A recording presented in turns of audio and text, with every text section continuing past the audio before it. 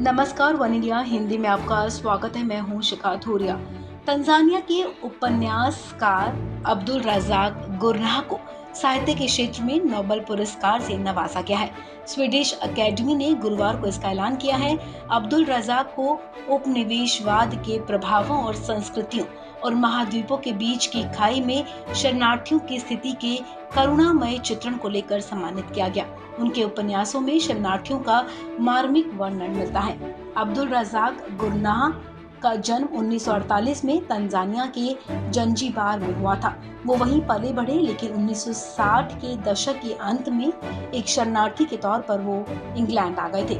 Retirement के पहले तक वो केंट विश्वविद्यालय कैंटरबरी में अंग्रेजी और उत्तर औपनिवेशिक साहित्य के प्रोफेसर थे और 10 उपन्यास और कई लघु कथाएं प्रकाशित कर चुके हैं। स्वीडिश अकेडमी ने अपने एक बयान में कहा कि शरणार्थी के व्यवधान का विषय उनके पूरे काम में पता चलता है। उन्होंने 21 साल की आयु से अंग्रेजी में लिखना शुरू किया था।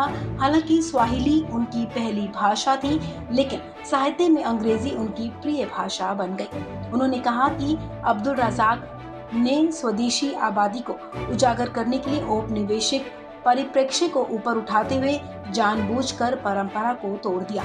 इस प्रकार प्रेम संबंध के बारे में उनका उपन्यास डेजिशन एक कुंद विरोधाभास बन जाता है, जिसे उन्होंने शाही रोमांस कहा है।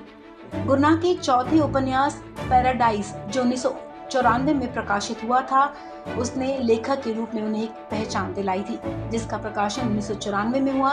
पैराडाइज 20वीं शताब्दी में तंजानिया में बड़े होते एक लड़के की कहानी है। इस उपन्यास के लिए उन्हें बुकर पुरस्कार से नवाजा गया है। उन्होंने 1990 के आसपास पूर्वी अफ्रीका की एक शोध यात्रा के दौरान लिखी थी।